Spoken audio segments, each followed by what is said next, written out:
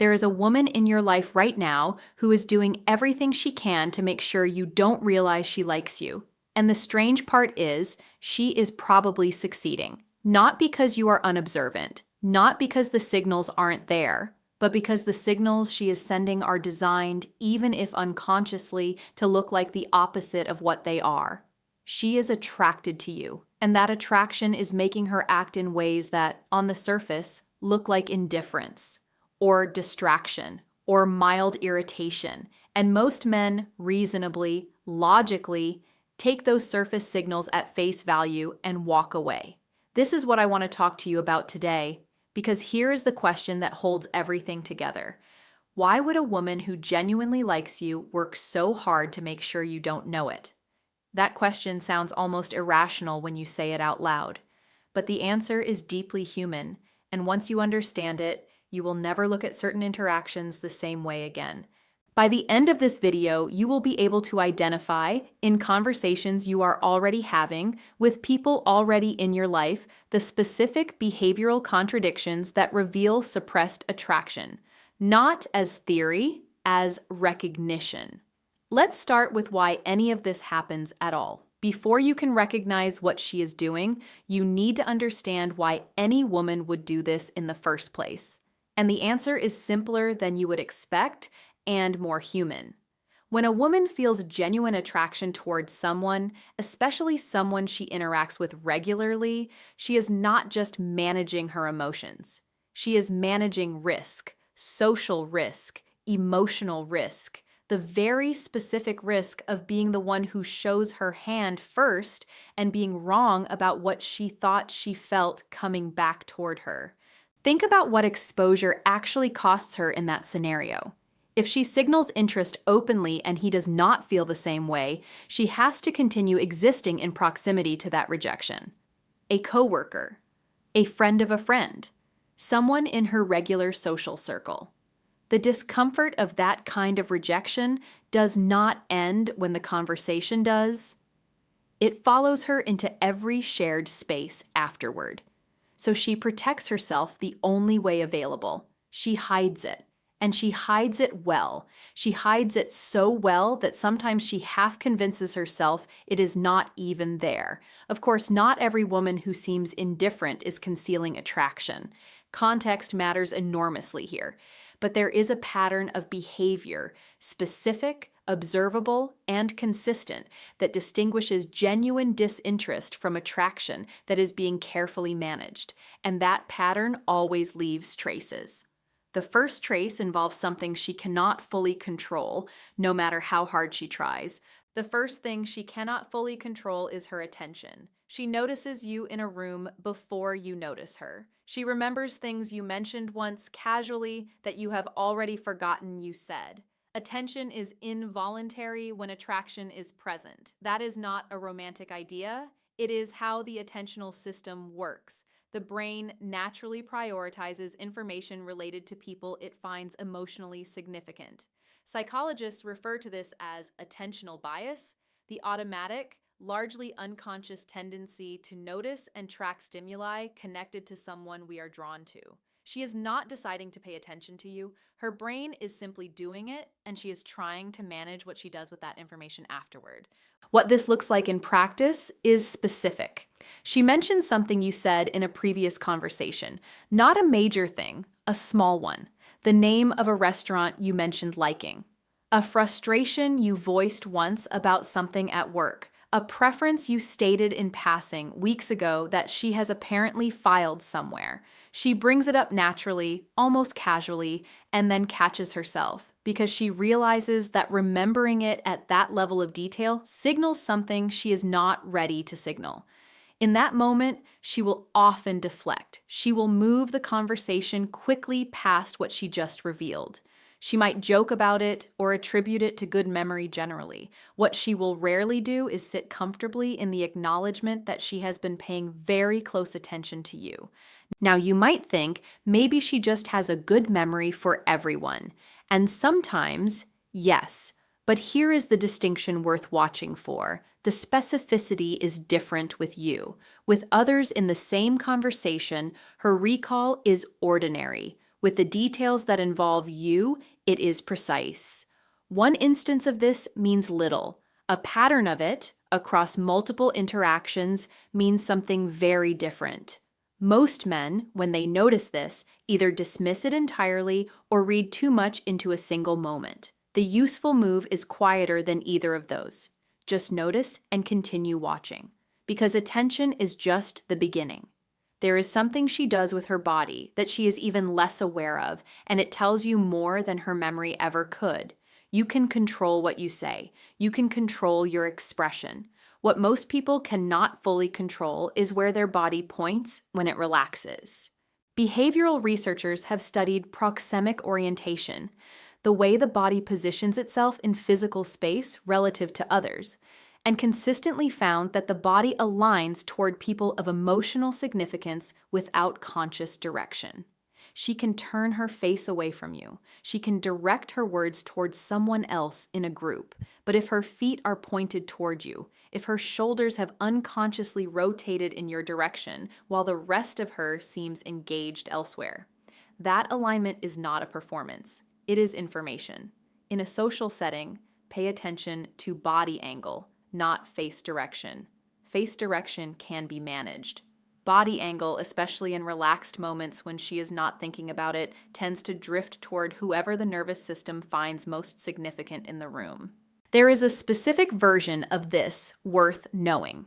In a group conversation where she is not speaking, notice whether her body has gradually shifted to face you, even when you are not the one talking. She may be looking at the person who is speaking, but her chest, her shoulders, the direction of her weight, these are often pointing somewhere different.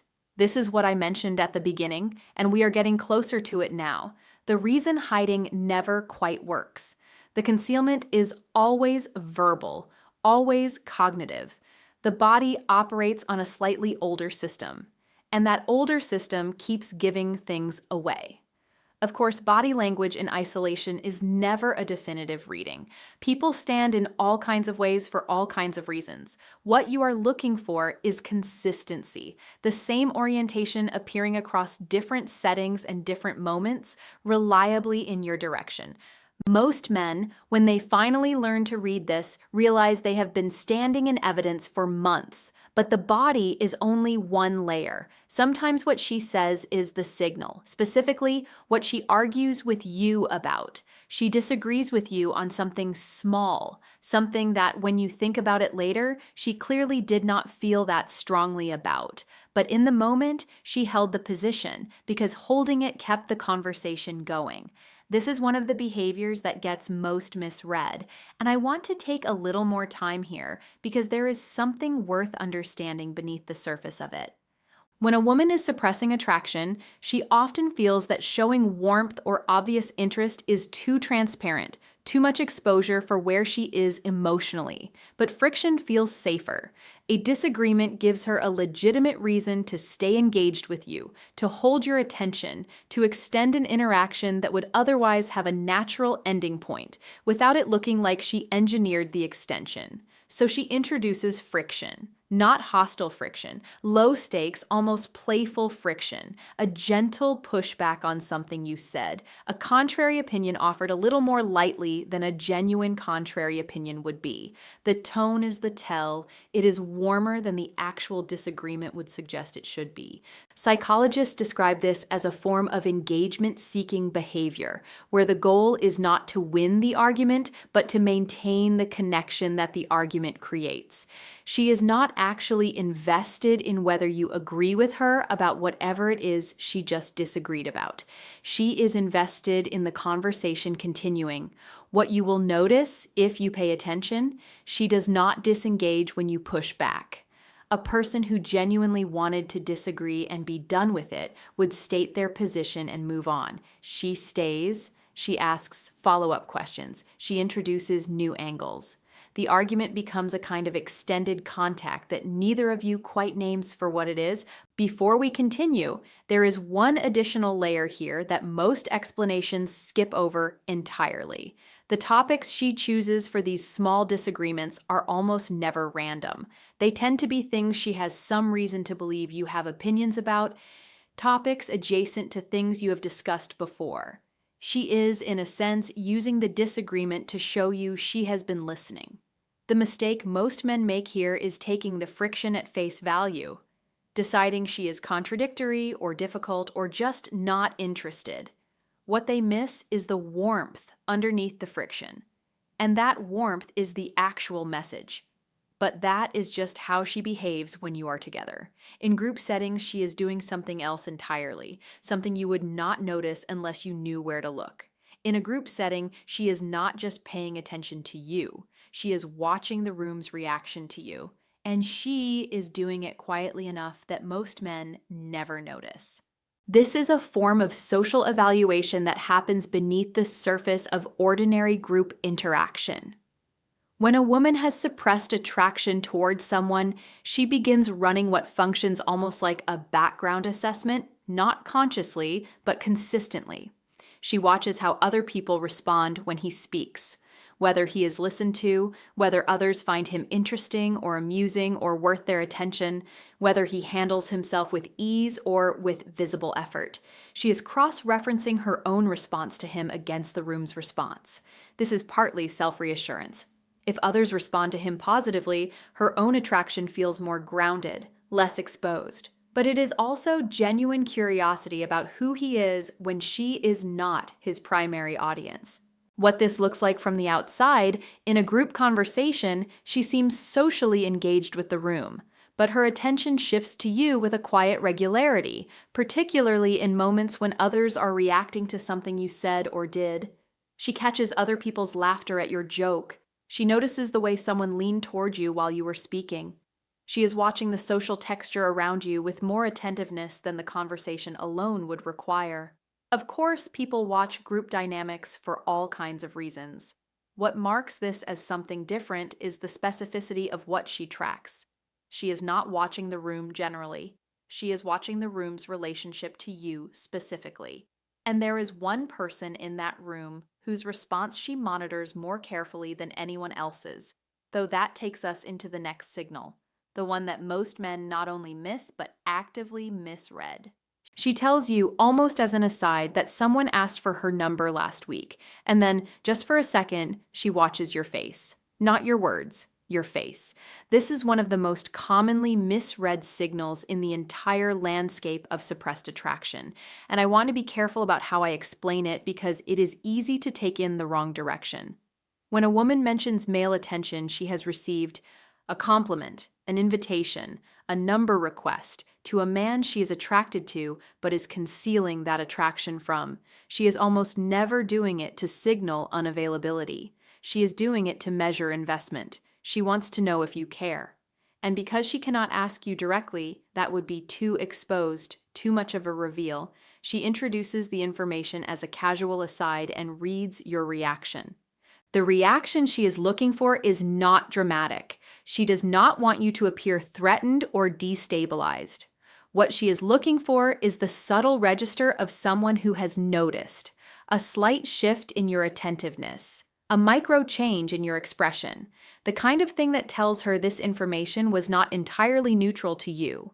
If your face shows nothing, if you respond with total equanimity, as if she had mentioned the weather, she will often introduce another version of the same test later, different information, same emotional purpose. Now this requires a qualifier, because it is important. Not every woman who mentions male interest is running an attraction test. Sometimes it is genuinely casual conversation. The distinction is in the watching, whether she monitors your face after she says it, and whether there is a pause in the conversation, however brief, where she is clearly waiting for something. The mistake most men make here is one of two things. Either they perform a reaction they think she wants, which she reads immediately as performance and discounts, or they show nothing, which she reads as disinterest. The honest middle, acknowledging what she said with quiet, natural attentiveness without making it a bigger moment than it needs to be, is what actually registers as the response she was looking for. She has been testing quietly whether you are paying attention to her the way she is paying attention to you. And the last signal on this list, the one she is almost never aware of herself, confirms whether you are. the last signal is the one she is least aware of. She can choose her words carefully. She can keep her tone light and casual. What she rarely thinks to manage is the time between when your message arrives and when she writes back. This chapter closes everything we have been talking about, so I want to take a moment here before the final signal to return to where we began. I told you at the start of this video that she is leaving traces she cannot fully erase, that the hiding is always verbal, always cognitive, but the body and the behavior operate on a system that keeps giving things away. The final signal is the clearest example of that. When a woman is suppressing attraction toward you, she will often create low-stakes pretexts to initiate contact. She forwards you something, an article about a topic adjacent to a conversation you had once. She asks you a question she could have found the answer to in 30 seconds on her own. She follows up on something you mentioned in passing weeks ago that you barely remember mentioning. The pretext is thin. The real purpose is the contact itself. These pretexts are easy to dismiss individually. One forwarded article is nothing. One unnecessary question is nothing. But when these moments accumulate, when there is a pattern of her finding reasons to reach out that do not quite hold up under examination, the pattern is the point. And then there is the timing. She has written you back with a message that sounds unhurried, breezy even. The words communicate someone who got to this when she got to it. But look at when the message arrived. Look at how long she actually waited after your message came in. In most cases, it is faster than the tone of her reply would suggest it should be. This is the involuntary signal she is least equipped to manage because it requires her to actively not respond when she wants to. And that is a harder thing to sustain than choosing careful words. The words can be drafted and edited. The impulse to respond cannot always be delayed as long as she intends. One message's timing tells you nothing. But across a series of interactions, if the gap between your message and her reply is consistently shorter than her casual tone implies, what you are seeing is the gap between what she is performing and what she is actually feeling. That gap between the performance of indifference and the reality underneath it is what this entire video has been about. What all 7 of these behaviors have in common is that they are not choices in the ordinary sense. She did not decide to remember that small detail you mentioned. She did not consciously angle her body toward you. She did not plan the test or the pretext or the response time. These behaviors emerge from a place that her deliberate self-presentation cannot fully reach, which is exactly why they are reliable. The overarching truth, the one that ties everything together, is this. Suppressed attraction is not the absence of signal. It is an excess of signal wearing the wrong costume. You now have something you did not have at the beginning of this video. Not a checklist to work through mechanically. That would lead you in the wrong direction. What you have is a way of reading texture. The texture of attention that is more precise than it should be. The texture of friction that is too warm to be genuine friction. The texture of contact that happens just a little too consistently to be coincidence.